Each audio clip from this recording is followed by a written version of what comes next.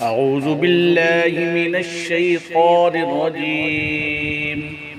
بسم الله الرحمن الرحيم.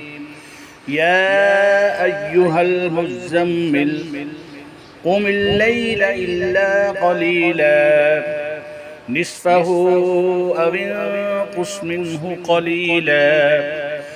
أو زد عليه ورتل القرآن ترتيلا إنا سنلقي عليك قولا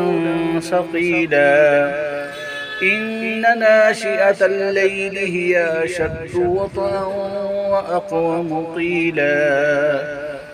إن لك في النهار سبحا طويلا واذكر اسم ربك وتبتل إليه تبتيلا رب المشرق والمغرب لا إله إلا هو فاتخذه وكيلا واصبر على ما يقولون واهجرهم حجرا جميلا وذرني والمكذبين أولي النعمة ومهلهم قليلا إن لدينا أنكالا وجحيما وطعاما ذا غصة وعذابا أليما يوم ترجف الأرض والجبال وكانت الجبال كثيبا مهيلا إنا أرسلنا إليكم رسولا شاهدا عليكم كما أرسلنا إلى فرعون رسولا فعصى فرعون الرسول فأخذناه أخذا وبيلا فكيف تتقون إن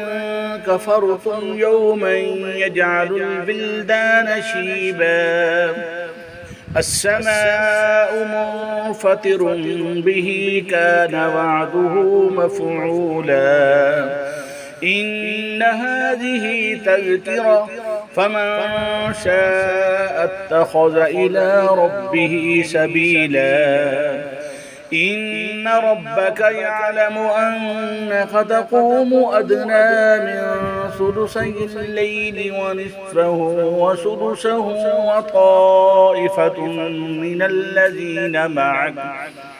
والله يقدر الليل والنهار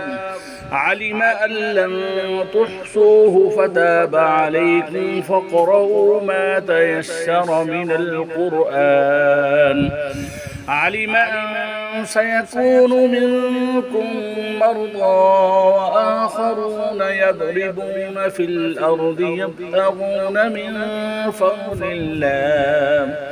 وآخرون يقاتلون في سبيل الله فاقرؤوا ما تيسر منه وأقيموا الصلاة وآتوا الزكاة وأقرضوا الله قرضا حسنا